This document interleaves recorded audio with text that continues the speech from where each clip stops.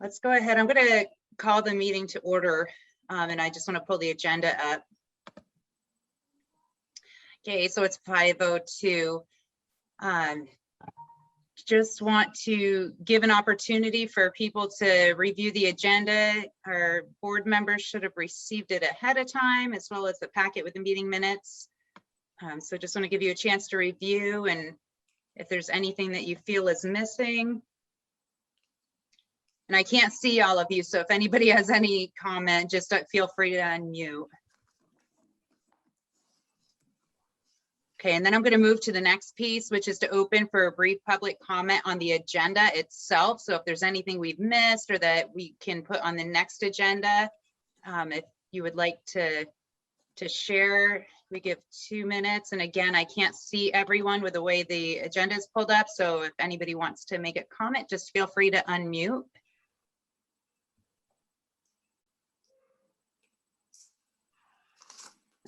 Okay, and I'm not hearing anything, so moving forward is our mission review, and the mission is to offer advice to the St. Albans Police Department for the successful implementation of 21st century policing strategies and to assist the police department in following the established roadmap as amended by the City Council. And then for our board members, if you had the opportunity to consider the meeting minutes. And I did get one piece that was noted by Tom that we're going to get corrected, where he was mentioned as the person who made a motion to adjourn the last meeting, and he wasn't present as noted at the top part of those minutes, so we will get that piece fixed. Was there anything else in the meeting minutes that people noticed needed to be adjusted? And if not, I would take a motion to accept the minutes after the adjustment on Tom's motion to adjourn. I'll make the motion to accept. Thank you, Tom. It feels appropriate. Can I get a second? Second. Thank you, Jamie. All in favor? Thumbs up. Any opposed? Same sign. And it looks like that passes. So we'll go to the next piece about briefly to our Police Advisory Board members, and I am going to take this agenda down because I want to be able to see you. So we've been toggling with the idea of doing in-person versus virtual now that there's been so many changes. I wanted to bring it to this board. I am all for in-person for a number of reasons. I think it makes for a lot better communication, more connection. That being said, a huge priority for me is attendance by board members. So if for some reason holding these meetings in person would damage the attendance by the actual board members, and you feel that virtual is a way to go, we could do that too. A decision doesn't necessarily have to be made tonight, but I think it's important for us to talk about this and just gauge what people's thoughts and ideas would be. So I'm going to open that up to our board members and see if you guys have preferences, thoughts. Could we support a hybrid model and maybe make a commitment if it works to be in person that we prioritize that? However, there may be times where there's an option to call in or Zoom.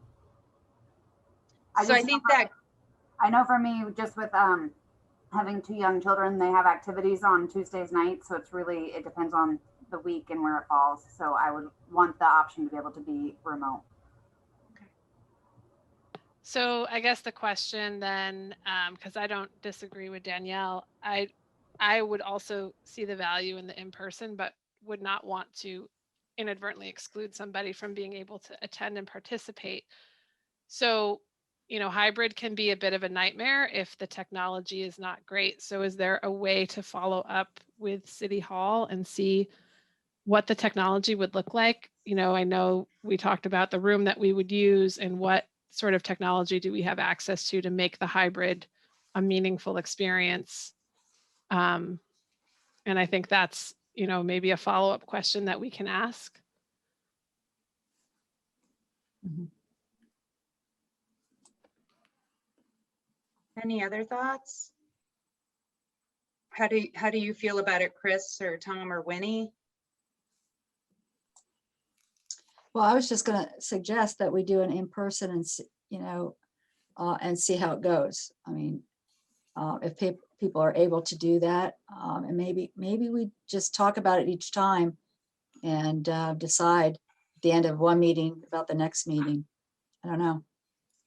Or maybe have a mix of, virtual and in person, not together, but separate. Okay, so it sounds like you're saying that if we attempt to do hybrid and it doesn't prove to be the right technology that we need for it to be effective, maybe alternate and do in person 1 month, It's a virtual the next. possibility, yeah. Okay, yeah, it's a good That might idea work. too. Okay. What are your thoughts, Winnie? I was thinking, could it be that it both, if you can't attend in person, you could there's still a Zoom option?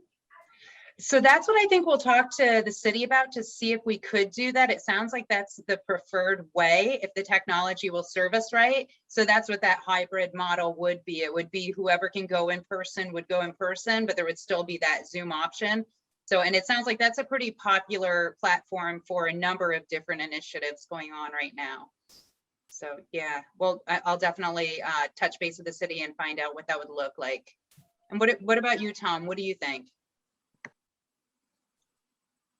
Whoop, you're still muted. Thank you. My concern is still public access. I think it's super easy right now to just tune into a Zoom from home. If somebody is coming home, they've got to make dinner and they've got the kids running around, they can just tune right into the meeting right now without that extra effort of going downtown or finding somebody to watch the kids. That access component, I think, is important. There's a level of accountability, or at least the image of accountability, I think, that comes with being physically present, and I would welcome that too. But I would just be concerned about making it as easy as possible for the public to participate. That's a great point. I love that. Okay, so that'll be an action item. I'm going to do a little bit of research in the next couple of days to see what resources would be available to us. And it really sounds like if we were to entertain in person, that would be in addition to Zoom. So hybrid would really be the way to do it, because I think your perspective, Tom, is powerful, that we want people to be able to attend, public and board members, and not create barriers. And since it is fairly new that restrictions have been lifted, a lot of people need a little bit of time to adjust to those changes. So I think that's going to be the next action item. So I'll reach out to the city this week and see what we have for options. Thank you so much for your feedback on that. Melinda, can I just suggest that if the technology isn't going to work the way that we want it to, then it seems like we stick with Zoom, right? Because I just want to make sure that we don't lose sight of that, and we should probably test that technology before the next meeting, because I would hate one of the meetings to be the place where we find out that the hybrid isn't going to work. I couldn't agree more. And I think that's a very wise decision, is to have it hosted from a different location that we've used before and know works, and maybe just do kind of a test, a dress rehearsal. Yeah, good point, Jamie. Thank you. Okay. So the next thing on the agenda was just briefly touching base on, well, actually, I shouldn't say briefly, but the community partnership focus. And we've had a few members that have been going to the Franklin Grand Isle Community Partnership meetings, have attended trainings. But one thing that we've been wanting to focus on was to learn more about the police surveys that had begun in the community. And we had talked about that last month. So that's separate from the Police Advisory Board's survey that is going to be virtual. And we'll get to that a little bit later. I can't thank Jamie enough for her work on that. But we're fortunate enough to have Lieutenant Weatherby attend this meeting despite a new baby and other things that are going on that are very exciting, to be able to talk a little bit about that, as well as Chief Lamont. So I'm not sure who would like to start, but maybe just to give us a little bit of an idea of what that looks like. I know we had a chance to see some of the questions, but to get a better idea of what that's looking like.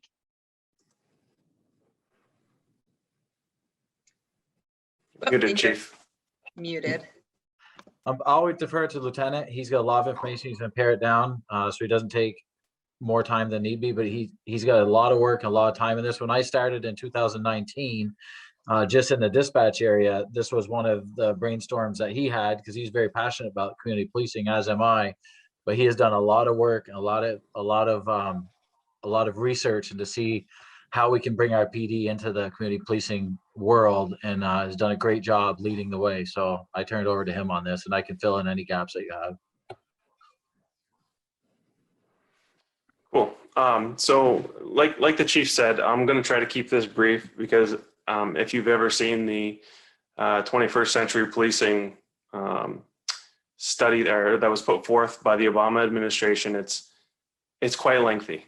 So that being said, can you guys still hear me right now? Yeah, we can. Anybody? Yep. Okay, perfect. Sorry. So Okay. I'm just trying to get to my screen. So the 21st century policing program, there's 6 main pillars or topic areas.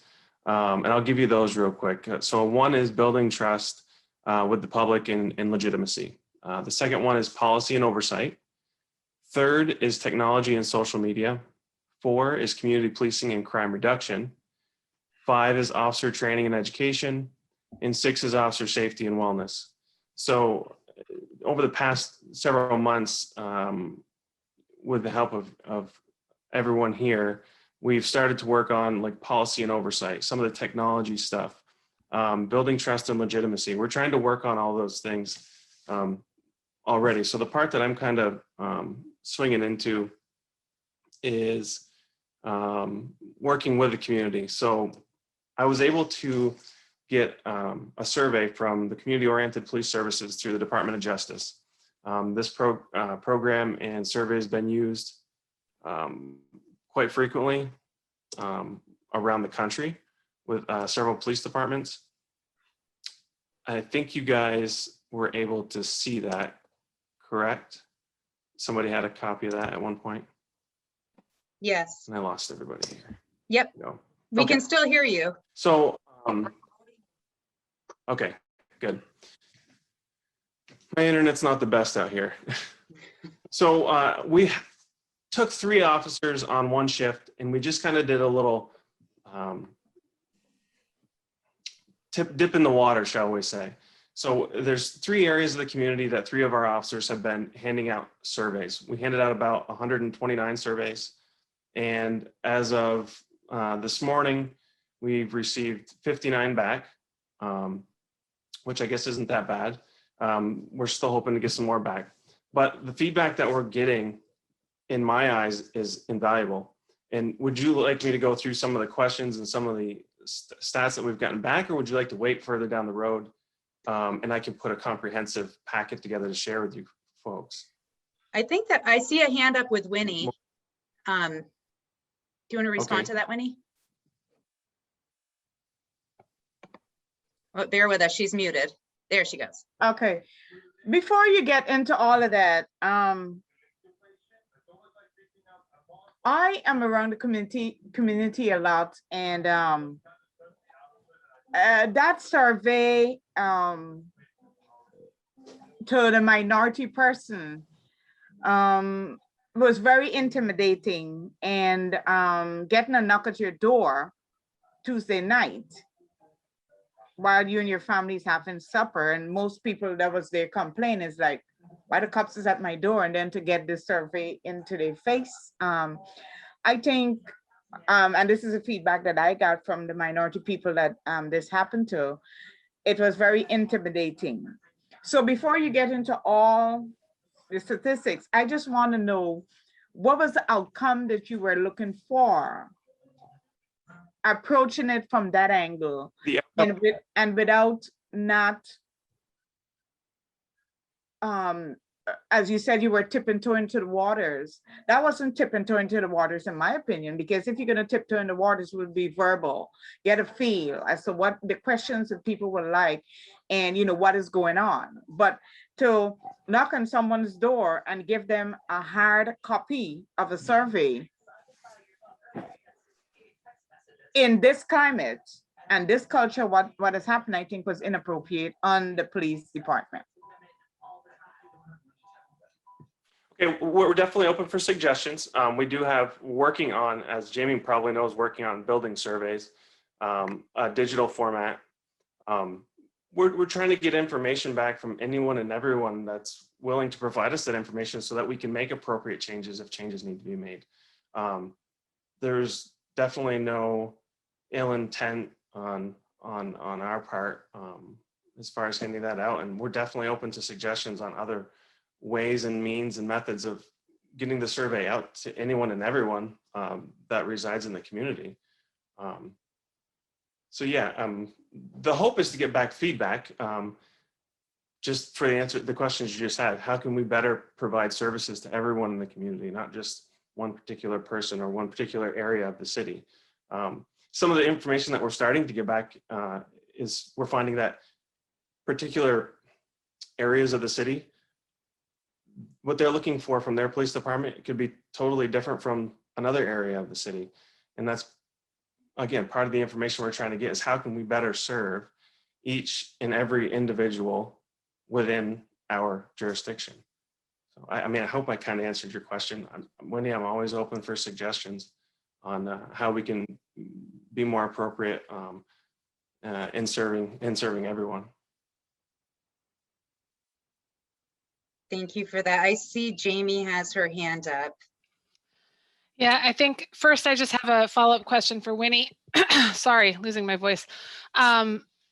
Were folks, the feedback you got, I know the uniformed officer coming to the door was concerned. Were they intimidated by the survey itself and the questions that were on it? Yes. Am I muted? No, I can hear you. Okay, good. No. Yeah, that was the concern, is that and one person did speak at the last meeting and expresses his outrage at how it felt. The whole process, the 9 minority people that seek me out via Facebook or know my phone number or literally pass by where I live just to have a conversation, was that it was like an intimidating thing. Is that, you know, you're going to answer this way. You know, I'm coming to your door, I'm with my uniform, hand on gun. At one point, one officer had his hand on his gun when he knocked on the door with a paper. Yeah, I'm going to tell you exactly what you need to hear. You will not get exactly what, you know, what we need.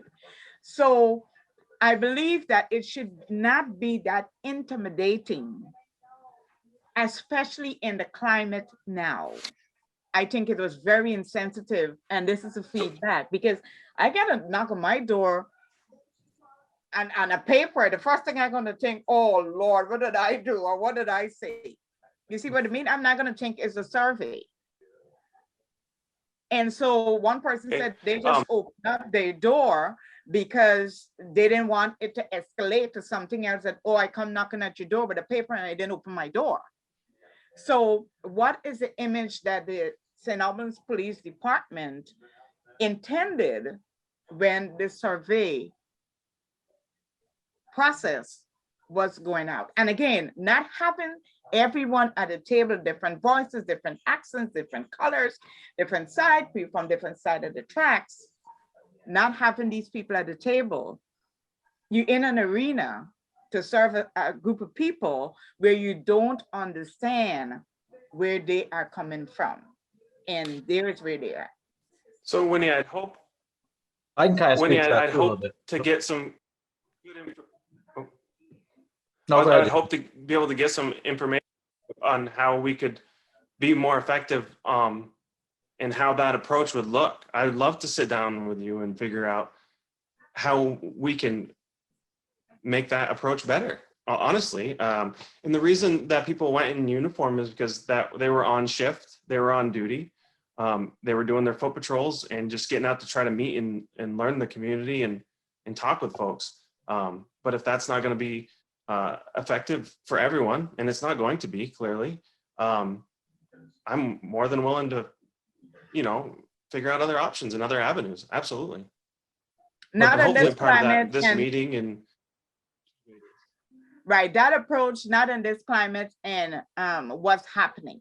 The tension is still high, emotions are still high, and so that is just an added label. You know what I'm saying, is that we're trying to pull off the labels, but then that approach was just an added label. So if I can interject, well, that's one thing I would like to say is that one of the goals of this, sorry, let me just turn this off, is that part of our foot patrols, in this included, is people, everybody in the community would see us in a, even if they don't, hopefully this will be seen as a positive thing, because we're trying to get their feedback on their police department, because it is the community's police department, but we are knocking on a door and it is a positive interaction. It's not, we're not there to give bad news, which is one time you go to people's doors out of the blue, or there for a complaint that they have, which is another time you go to their door out of the blue, or a car stop. This is a positive interaction. It's a chance to ask questions, have face-to-face contact, where there's nothing negative, there's no investigation purposes. So that's part of this goal too, is to have that contact. So maybe the next time the police knock on the door, when they are actually there to get information or talk about the neighbor or whatever the case may be, or looking for a lost child, the tension isn't so high. So that's another part of this thought process. But as Lieutenant said, we're not going to please everybody no matter what we do, but we're open to suggestions and ideas. But the idea with community policing is for people to see us in the community more. If we stay separated and hidden, we're not going to build the bridges, or at least that's the way I look at it. It can be on your first try. With all due respect, I understand where you're coming from, but understand where we are coming from, where I'm coming from the feedback that we get. You cannot bake a bread with just water. It's a process. Wine, even if, and I love wine, is a process. So what I'm saying is that this direct approach with the climate, with the relationship that is already bad with the minority people, that approach was inappropriate, period. Understood. What is your We're open. suggestion, Winnie, on how we can improve on? That more sitting in the park. Sit in patrol in Taylor Park. Oh, we're gonna be in Taylor Park, and you could bring your dog, have doggy bone. We give the dog again, the doggy biscuit or whatever, have water for the dogs to eat, and have is a conversation. And be like, we're just trying to get information, a more softer approach. A police officer at your door banging in the dark with a piece of white paper is intimidating, period. No, I understand that. I can totally understand where you're coming from. We're trying to do some like the coffee with a cop type events on Main Street at different coffee shops, but I would love to coordinate something with you in Taylor Park. I'd love to coordinate something with you, Yeah. and put it out to everyone to say, this is what we're doing. This is how we want to meet you. We want to meet everybody. We want to get the surveys out. We want your feedback. Yeah. And this is just showing you something that I saw this afternoon. And New York of all places, Bed-Stuy of all places, the cops were playing ball. Basically, the one that you throw in the hoop, they were playing ball with the kids.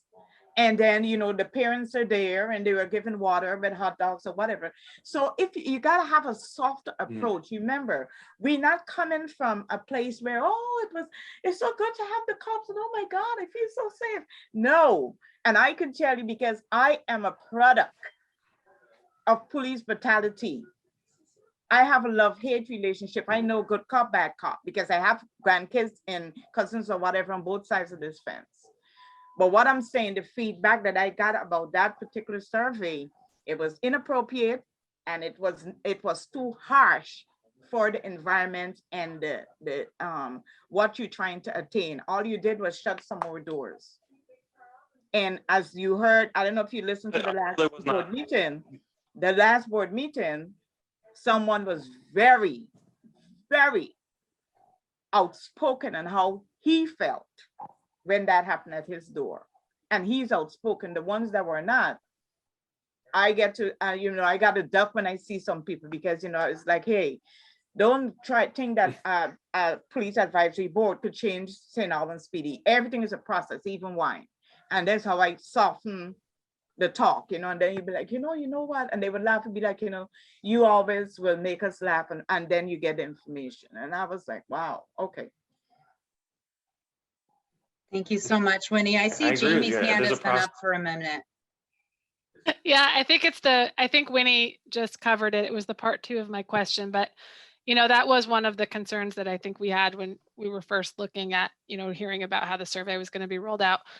And I know Zach sent some great information last time, and I be honest and say I didn't get a chance to look at all of it, but it does seem to me that the approach of inviting people to come and fill it out versus pushing it to them may make more sense in our climate. And I know that you do a lot of great community events.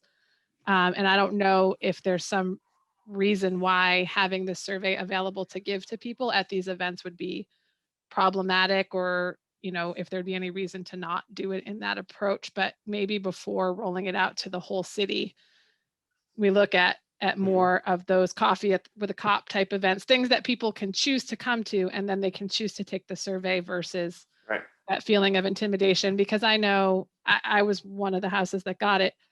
It's always exciting for my son. But I will tell you, for my husband and I, it's like, oh God, you know, what did we do? What did my son do now? Did he call 911? And you know,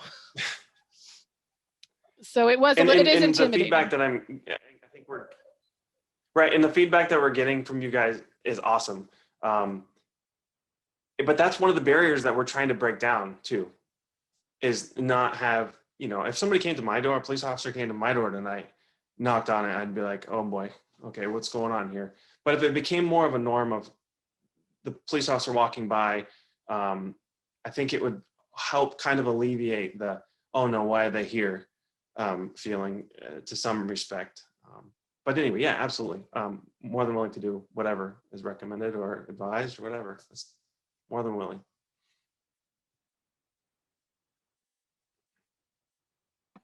Okay, were there any other questions or comments from our board members? And I think, Jason, you were going to mention, or sorry, Lieutenant Weatherby, you were going to mention a couple of highlights that you learned from doing them. Do you want to touch on those? I can, some of the things that I really took to heart was what everyone's, the surveys we got back, people's perspectives. They had an opportunity to choose 3 things that they thought were a high priority in their neighborhood or in St. Albans as far as crime goes. That's good to hear from. Some of the questions were, are your law enforcement officers respectful? Do they explain things the way that they should? So I think it'd be easier if I just put everything together in a nice package for everyone. And I would really love to continue this conversation, because this is literally scratching the surface of a process. I love action items. I love to move forward with things. So I think what Winnie had brought to light, and Jamie, all awesome things that I want to be able to work on in a timely and reasonable manner so that we can start to move this train forward and progress the way we should be for everyone. I think it would be. Belinda, we have questions in the chat. People are typing questions. I don't know if you noticed that. I think it would be awesome if you can send that package forward. We have our own survey as an agenda item here. It may be a great opportunity to do some compare and contrast. So maybe we can kind of figure out that process between meetings, or pick a date of a meeting here when we want to pull that data all together and look at it. I think that's a great opportunity for our group. I don't know how the rest of the board feels, but that would be my recommendation. I totally agree. I think that'd be fantastic. Yeah, and the question in the chat, we'll get that out briefly so we can move to the next piece, but it was asking if it has to be a police officer that's delivering the survey. Is it safe to say that's the model with Department of Justice, or is it possible to tweak that? My perspective, we could tweak anything, but again, going back to what I thought is that this was a way to, again, put our officers in the community and have a face-to-face that wasn't revolved around a call, a complaint, an issue, in more of a positive light to create interaction. But we can tweak anything. The problem is if you put somebody out there that's not a police officer, you need to have somebody that's delivering it, and that's what they're doing, is delivering it, not giving any narrative with it.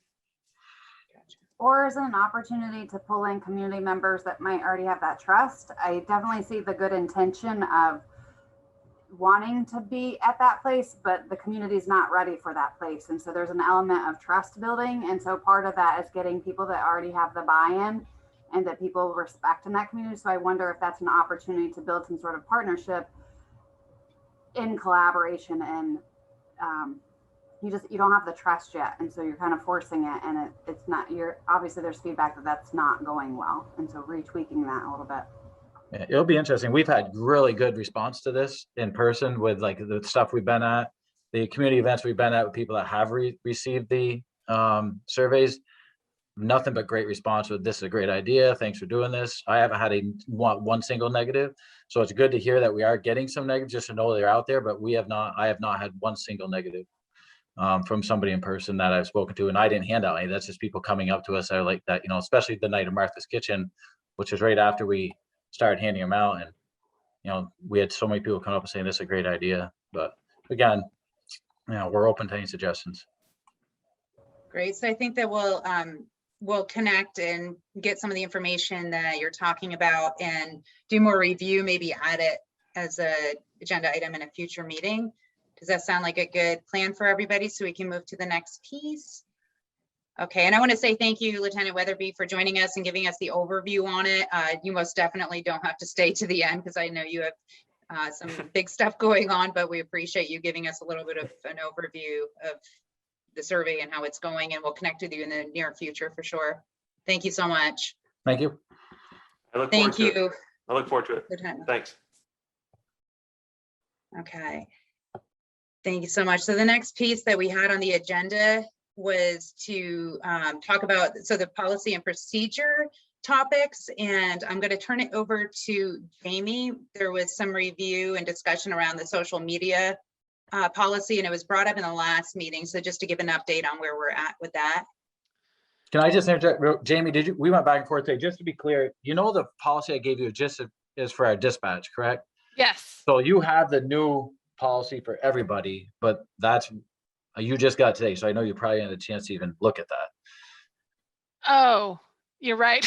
I just not make that So I just want to connection. be clear, the one you have is just for our dispatchers, and Okay. very rarely an officer will put out a press release on behalf of dispatch, but primarily it's for dispatch. When they put something out informational for the public, that Okay. policy you have is based on that. That doesn't cover them and their personal social media use. So the But we one you do now have- have is for their personal social media Got it. use.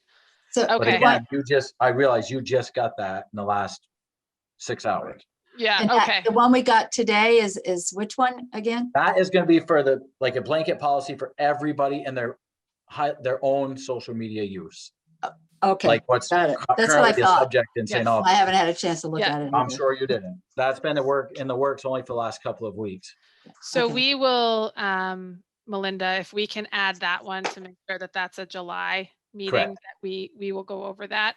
I just want to be clear, you knew that first one is rather simplistic, but it's based only for our city owned Yes. Okay.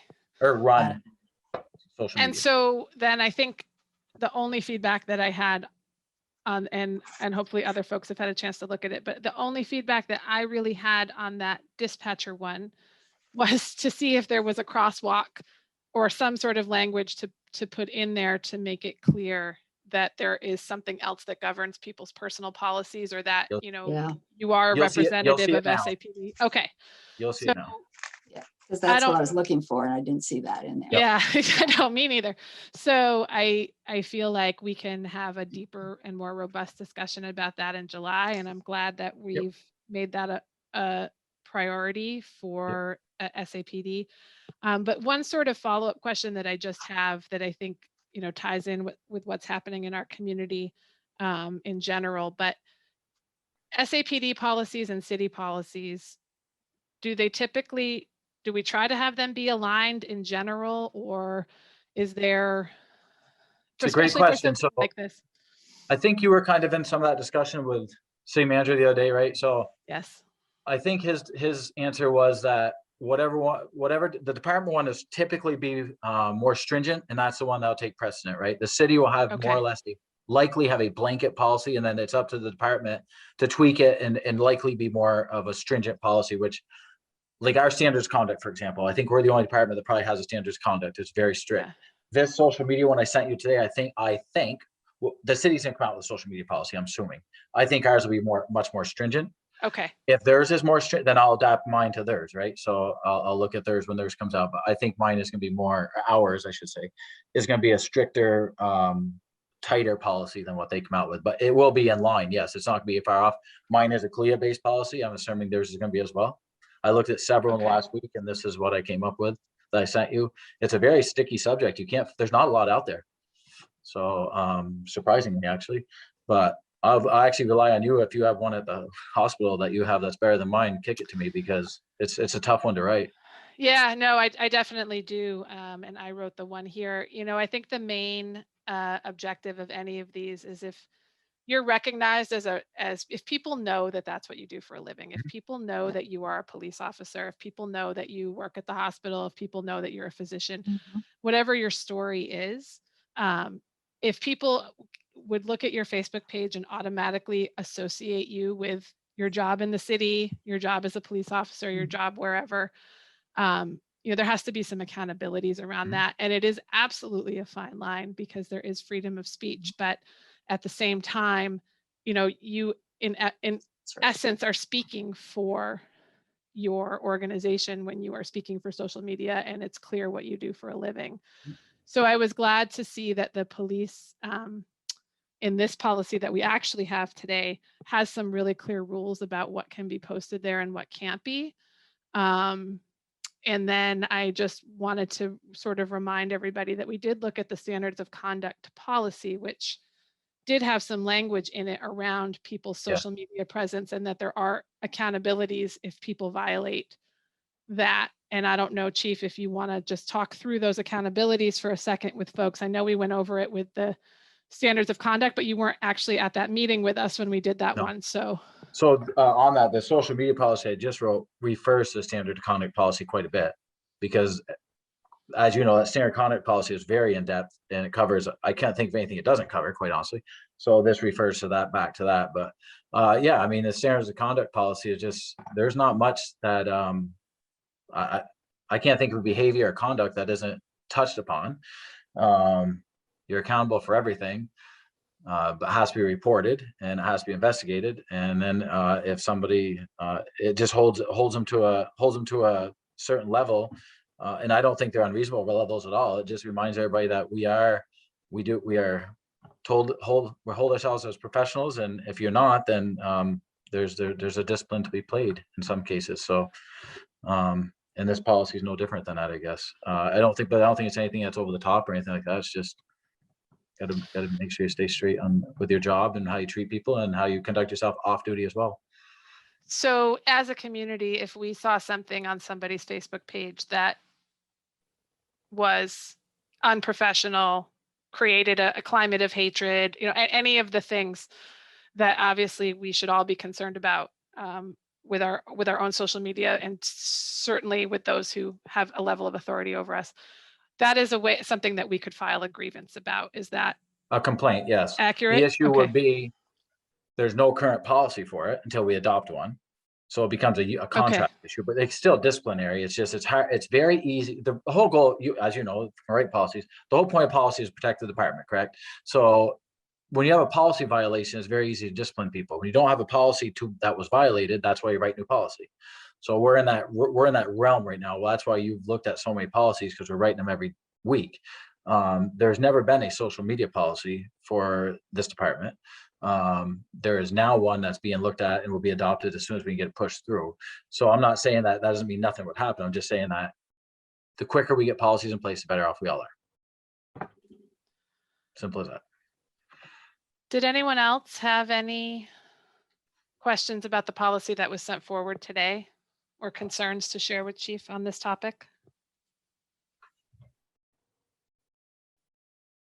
I think just to clarify too, next, I'm going to have that topic on next month's agenda, because when it was brought up last month, we had a social media policy, but didn't have the clarity that there's two different ones. So I think that, like you said, it's important to take a little bit of a deeper dive into it. So it'll be added to next month's agenda for sure. They will be the subject, the title of them will be different too, so it's not confusing. they're going to Yeah. distinguish what one is for in-house and what one is for personal use. So you have an idea of what's different, the differences. Great. I Thank do you have a s- comment about the in-house one. Yep. And it's just a comment, and it's not anything that I'll take it. I think that needs to change. But I do notice that times when I see Facebook posts from the department Mhm. about an arrest. We arrested this person and there's a mugshot. You don't see it much anymore though, but keep going. Okay. Oh, that's good to hear. We don't post our arrests anymore unless it's Okay. really something that caught a lot of attention and people are calling me nonstop. Yeah, and you have no, have no, authority over the comments that come No. from those things, but I can There's answer that in so- a second, but keep going. yeah, there's so much shaming that goes on Yep, by those comments, and Yep. it's very hurtful. yep, And those are really hard comments to read. And I think that in whatever respect we can to avoid those kind of posts. so let me go into that a little bit, very little. When I started, the department I came from before required, it was actually a rule and regulation. You put a press release out for every single arrest you did. Yeah. That was the way it was. When I came here, that's the way it was. One of the first things that in July 1st of last year, when I took over an interim spot, is I met with the city manager, and he was very cooperative and very agreeable to this. I said, I don't want to put a press release out for every arrest. Our press releases go out if there's a safety concern, a felony arrest, or an arrest that drew attention, where people are gonna be like, oh my God, what happened at McDonald's at 3 o'clock today? Because people are gonna be calling me anyway. Yeah. So that was our way. So then what happens is Lieutenant Weatherby, if he was still on, he would tell you, because he oversees our Facebook more or less. He had our Facebook set up so that if people commented and there were certain keywords that were threatening, it would automatically not show. Mm. We had a lawsuit levied because people's comment, you can't block people's comments because it's a public Mm. Facebook page. Mhm. We have to allow comments to run. So and that law, that we didn't get sued, but that was the conversation we had, and we looked into it and found out, yep, you in fact can't do that. So if we put something on there, apparently comments can go back and forth. So if I put a press release out and Melinda comments and you comment against Melinda, it doesn't involve us anymore. We used to stop those fights over something that had nothing to do with the original press release. Yeah. Our understanding of this is we can't even stop those anymore. And it becomes, like you said, very hurtful. It doesn't even make sense. Yeah, So it I gets out put of some hand. out now, as I hope people have noticed, because I don't see the point in shaming people. Yeah. Having a family, personally having a family member that's been arrested a lot, it doesn't help anything. So Agreed. here's what is, I just sent Melinda an email as we were getting into this meeting on a press release we just put out at 5:05 today because it drew a ton of attention. It's not to embarrass anybody, but my phone didn't stop ringing today for this. So, but I don't put a lot of them out, and it's not that we're trying to hide the work we do. It's that No. a lot of good doesn't come out of it. It just doesn't. Correct. Showing that Yeah. we pinch somebody for a little bit of drugs or, arrest somebody for assault, it just, unless somebody feels differently, they'd have to do a lot of convincing. I just don't see it. Yeah, because I see it in terms of, mental health issues, substance use issues. Me too. And those are things that we're trying to not shame Yep. people. who Again, unless I'm experience getting a lot those. of calls and it's not going to stop, and they're just going to FOIA it anyway, then I don't put them out. Okay, thanks And for that all press clarification. just come through me. So Thank you. mostly our Facebook page from the department, as you probably have seen, is lost dogs, found dogs, stuff like that. Good, thank you. I just have a quick comment. I'm wondering if that's an opportunity to present the survey, to say, here's an opportunity for feedback. 'Cause We it's- talked about that. My concern is, and it might be wrong, so you can tell me what you think about this, is that would we get feedback from the houses, meaning, every house or at least different houses versus the same house hitting us 30 times? Because if we're only getting 50 surveys back, 59 surveys, 129, so just under 50%, 10 surveys either way. I have some very supportive friends and family. And I'm sure there's people that are very, very unsupportive, and it sways the result, and I don't want to do that. We thought the best way to do it was this way, and it may not be, but We did talk about going electronic, doing it fully electronic and putting it out there, but we were worried about the accuracy. And then also, how do we, and there's probably a way, because I'm not the IT guy by far, but how do we control it's only St. Albans City residents if we do that? And that's all we care about at this point. Once July 1st hits, our focus is St. Albans City.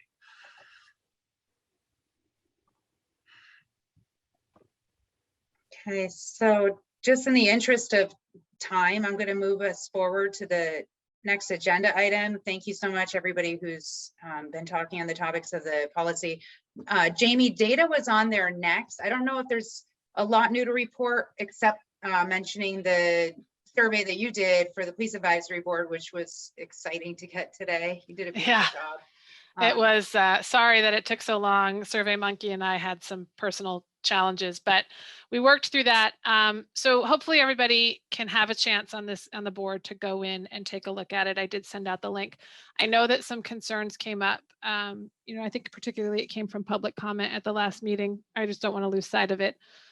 How best to deliver this, and there was some concerns about sending it through social media, and we wanted to do some in-person as well, so that we could capture folks that don't have access to social media. And so I was hoping that we could, make a decision today as to, releasing this on our social media pages, our personal pages, getting it out there to start, and then figure out some avenues. I know there's farmers markets are happening now, and there's just different events where maybe we can collect some in-person information.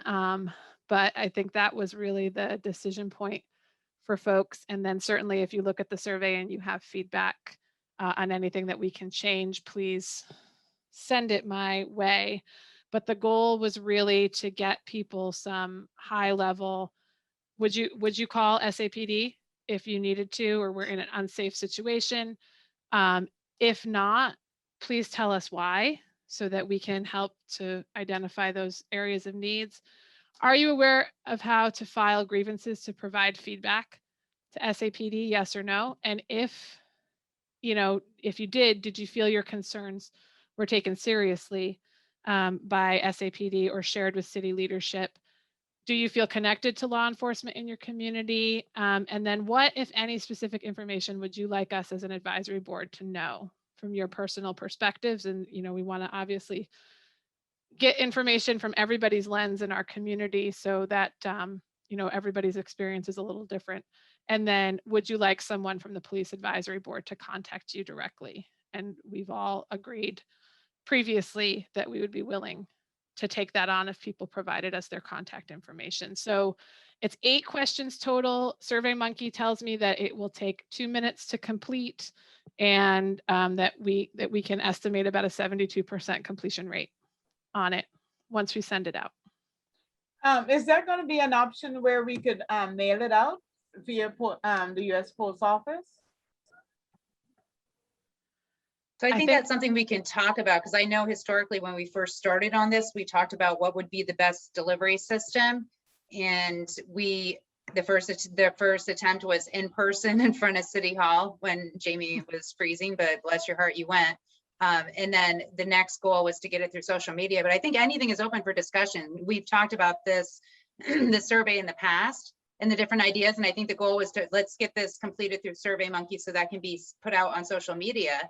And aside from the one attempt in person and social media, I think anything is an option. I think what's important for the board members to voice is we can't do it all overnight. So what do you think is the highest priority? Do you think we should mail it? Do you think we should go to places in person? How do you feel our time would be best spent in prioritizing the delivery system once we get the social media part handled?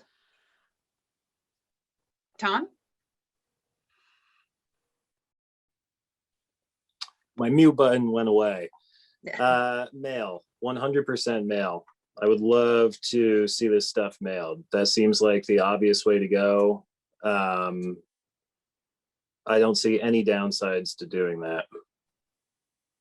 I think cost is a challenge, so we will have to ask, I think, the city manager if that is funding we can have, but I'm happy to advocate for that, because I don't disagree. We want everybody to be able to get it and everybody to have access to return it. So I think that will just be a question for Dominic and being able to get those funds to do that. Are we opposed to doing it on social media as well? Or do we just want to do the one avenue? I'm opposed to social media. Oh, you're talking about my survey, or your survey? Ours. Our survey. Yeah, I don't care what you do with yours. Just be cautious. How do you keep it within the city? That's all I ask. I That's all know. Because the That's a good town, we point. do not cover in 9 more days. Yep. We do have an option to email it. I don't know where we would get the bank of email addresses, but that is an option that we have through SurveyMonkey. Any other board members have thoughts or ideas? I mean, my initial thought is the more avenues that you have to get the information is helpful.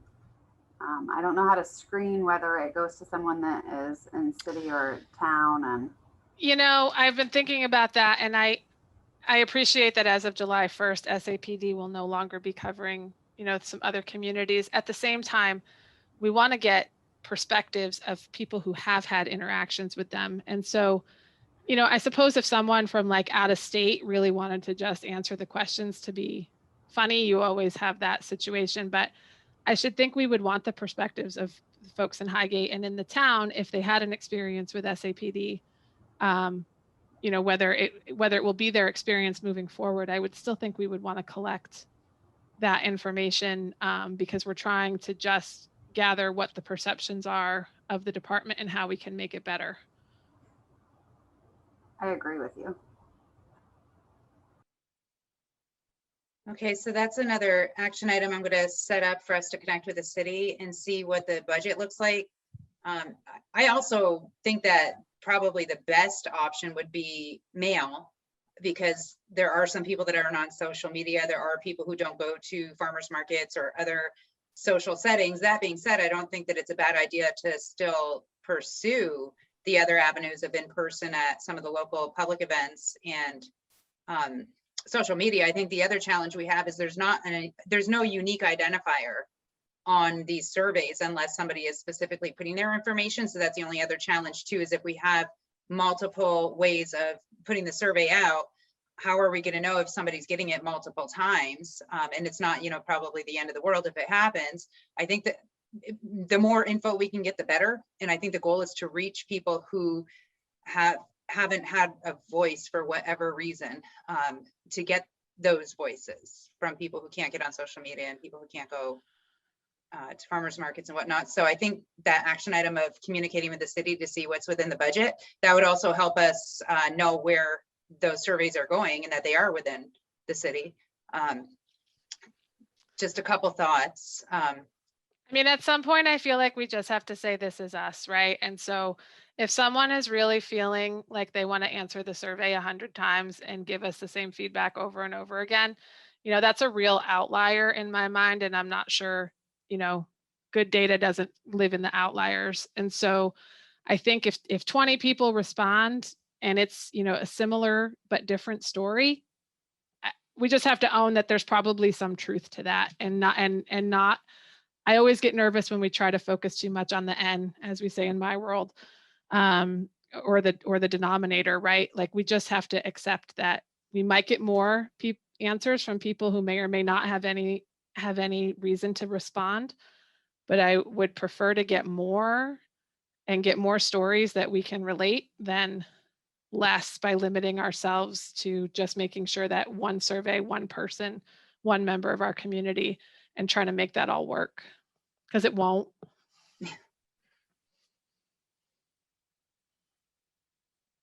Great, thank you so much, Jamie.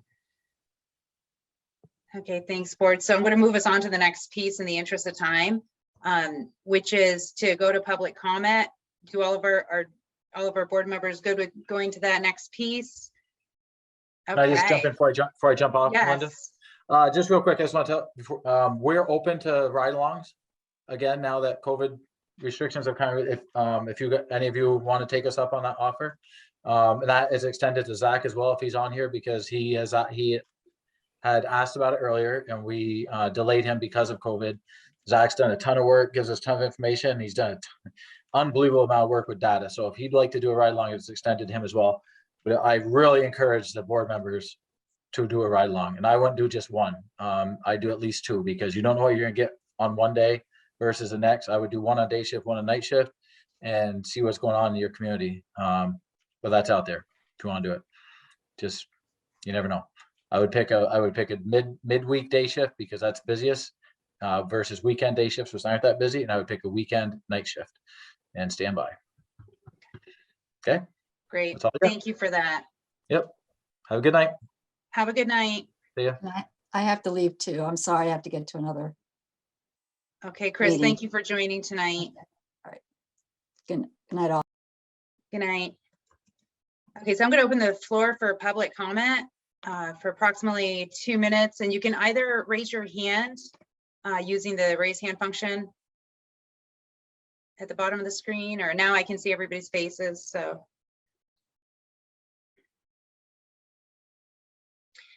There's Zach's hand. Yep, Zach, you can go ahead and unmute yourself. Yeah, I just a short public comment. I can only advocate for mail. I said before, or I should say, I mentioned earlier, I had a great conversation with Kristen Smith about city reaching folks in the city via mail. It's $500 to mail out the town report, and with their bulk mail delivery rates and stuff, for a short survey with a QR code and a link. That might be even less than the town report, which was like a kind of big document. That's all I can say. I just appreciate the discourse, a whole bunch. Thanks so much. Thank you so much, Zach. Appreciate you. Ryer, I see your hand up. If you want to unmute yourself. There's a lot of talk, it feels like, about intent. Like I didn't have any ill intent. I didn't have ill intent. And I think that's important to really talk about, because we know, like, in the 21st century, impact is greater than intent.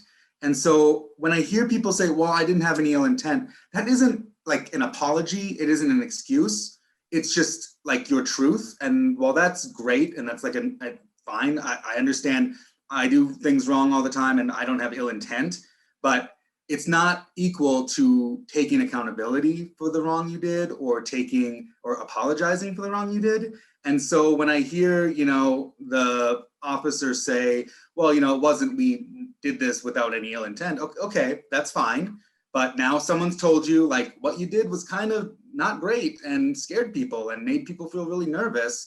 The response should be like, I'm really sorry. We are sorry. We didn't think about that, or, whatever. I mean, to go on that point just from there, I think it's like really obvious that there is a huge blind spot that the police department has in how to deal with people, and especially deal with like BIPOC people, LGBTQIA plus people, people with disabilities. It's like, I got that all from just that conversation there. Like Winnie told her truth, and there doesn't seem to be a lot of acknowledgement of like, oh, I hadn't thought about that, which is what you'd want to hear, I guess. And I didn't feel like I heard it.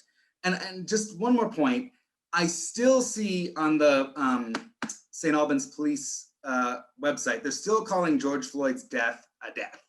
And I think, I know it might not be a big deal to some, but words matter.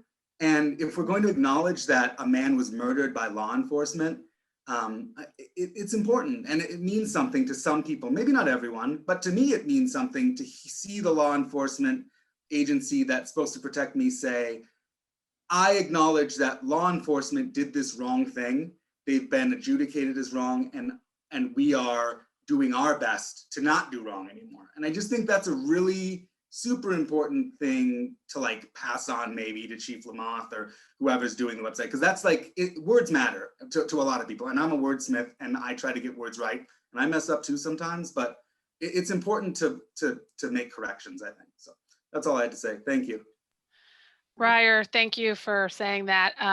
I'll take a little ownership there. We did pass that along to him with the intent to talk about it at tonight's meeting. And when I was helping Melinda prep the agenda, I failed to bring it, as a discussion point. So, he was open to that feedback. And I think, we can certainly make sure that we follow up on that before the July meeting and have some discussion here. So, but we did pass that along and had good discussion about it. So I do feel comfortable saying that on his behalf.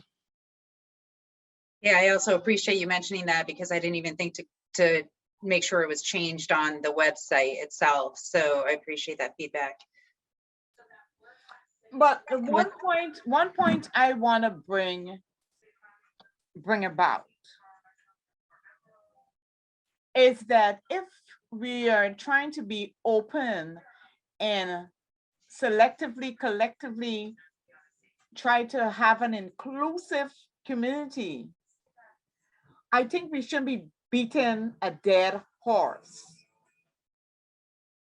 The horse is dead, we're gonna bury it, and then we're gonna look for a new horse. Because you find it's the same thing. You write colored on the paper to present to city hall, and it's like, oh, that was my mistake. I'm gonna take ownership for it. Well, you should have known that colored is such an offensive word. So I'm seeing like a series of stuff, and I'm not talking now as a board member, I'm talking now as a private citizen. Is that at one of these meetings, I just want to say, I want to hear, okay, we hearing you, we understand what you're saying. And can we elaborate more? Can we have a private meeting? Can we have a dialogue with this group of people that are hurting because of our words, our actions, and our deeds, period.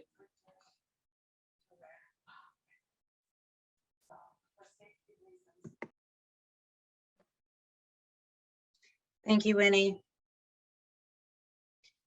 Was there anybody from the public that wanted to comment in this portion?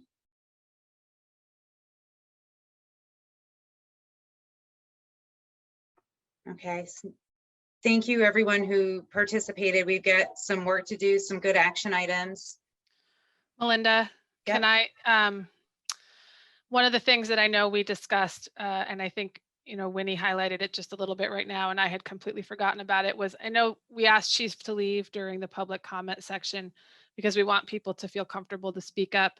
But we did discuss if there was opportunity for us to have a larger public comment section where he would be present so he could hear firsthand, these concerns and address them. And I know he was open to that.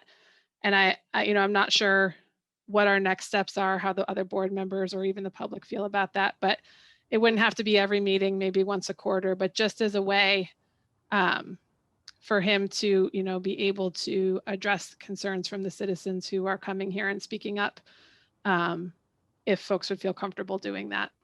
I think, honestly, there would need to be a little structure in that. The last thing I want, which I think people can say that they witnessed that today, is that I don't want the public to come in to give feedback and then be shot down or not validated or not heard. And so there has to be a mechanism of it's not a yes, but, and it has to be an opportunity to listen. And I think that's really important as you're building trust and trying to move this initiative and pilot forward.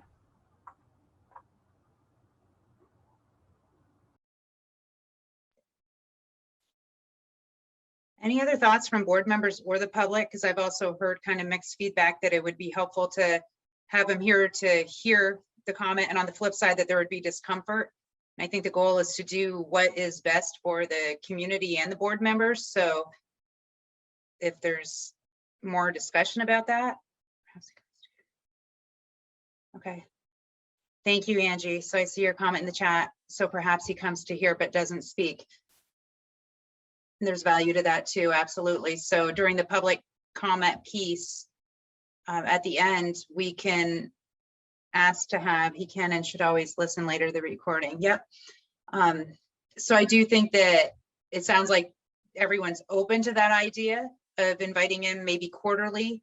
And it's something that we can maybe talk about and make a final decision on next month if you want to ponder on it more.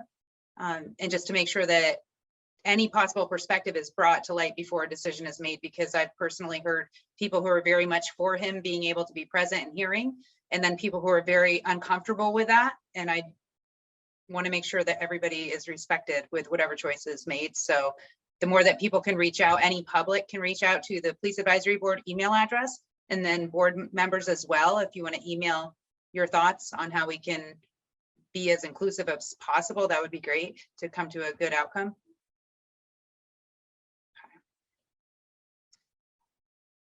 Okay, thank you everyone who contributed. Is there any last thought, any last piece by board members before I entertain a motion to adjourn? Yeah, and I saw Jen, thank you, Jen, for your comment announcing to the public when he will be there in advance. I absolutely agree with you. So I think that having this topic on next month's agenda to come to that conclusion. And in the meantime, any public members that can email our board so we can hear your thoughts, and also board members think about and email what your thoughts are so we can come to that decision and not have to spend a lot of time on the decision itself, but spend the next month sending that information, thinking about it so we can make that decision. And then there would be advance notice to the public that we're going to be keeping him on. Thank you, Zach. We appreciate the work you do. Absolutely. You're such a force for good. Okay, so if there's no other comments or feedback, I'd entertain a motion to adjourn at 6:08. I make a motion to end the meeting. I'll second the motion. Thank you, Winnie. Thank you, Tom. For real this time. For real this time. All in favor? Aye. Thumbs up or yay? Any opposed? Hearing none, we will adjourn. Thank you, everybody who attended. Thank you, board, and thank you, public, for attending. Thank you. Bye. See you Bye. next month.